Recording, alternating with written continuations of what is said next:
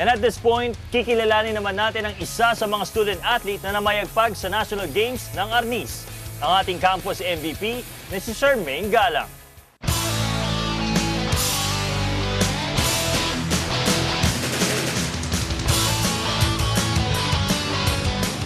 Isa sa mga hinahangaang student-athletes ng bansa ay ang 2014 Philippine National Games gold medalist ng Rizal Technological University na si Charmaine Joy Galang.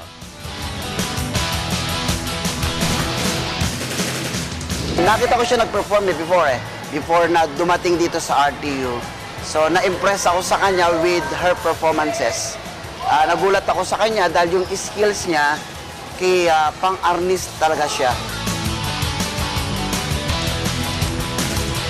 Gagawin niya yung best niya para mapakita kung anong klaseng player siya, kung anong klaseng arnis player siya, na kung ano yung pwede niyang ibahagi para sa team, ibabahagi niya.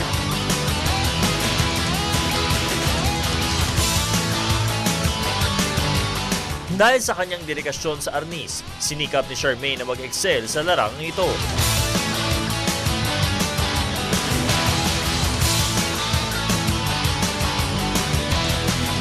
Before, sa cheerleading po, kami ng twin sister ko. Pero, nag-tryout ako sa arnis since first year high school. Then, luckily, nakuha din po kagad ako. Tapos, nakalaro po ako sa mga division meet, palarong pambansa. Kahit hindi ako pinapayagan ng parents ko, I still playing arnis kahit bawal mag-training that day. Pero ako, tumatakas pa rin po ako. Sa kabila ng busy schedule sa arnis training at sa pag-aaral, nananatili pa rin priority ng third-year physical education student ang kanyang academics.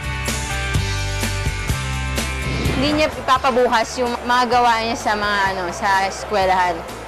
Lalo na sa assignments, report, gagawin niya kagad. Isa siyang responsableng mag-aaral. Sa kanyang pagtatapos, pangarap ng ating campus MVP na maibahagi sa kanyang magiging mga estudyante ang inspirasyon at kaalaman sa pagsasanay ng arnis.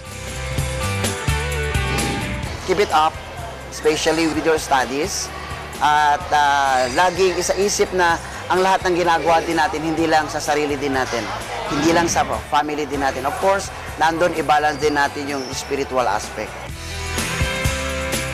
Yung paglalaro mo arnis, alam ko madedevelop lalo yan. Mas madedevelop siya. Tsaka sa pag-aaral, alam kong kaya mo naman yun eh. Stay pretty.